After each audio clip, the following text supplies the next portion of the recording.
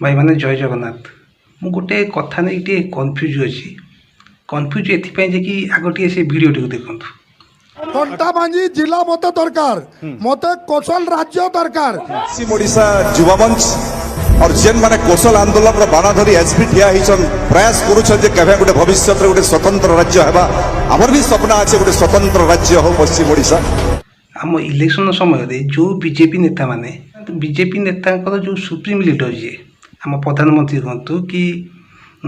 BJP रो president हूँ सी कही कि ओडिशा को सी नंबर 1 राज्य करदेवे बोली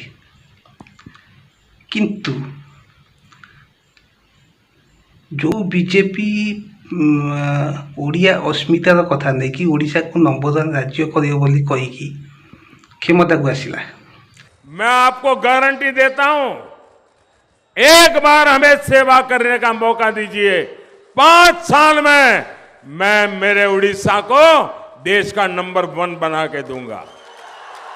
से ही बीजेपी नेता माने आज ओडिशा को 2 भाग करने कथा कहते। अच्छा बीजेपी यहाँ मुह ना नड़ा मुह मुझे बुझीपारनी छाड़ से जो 300 यूनिट बिजुली फ्री सी कुआड़े गला तार पता नहीं सी जहाँ भी हो किंतु ताको नेता माने ओडिशा को 2 भाग करने कथा कहवाटा केते तू ठीक आपण माने कमेंट जणातु।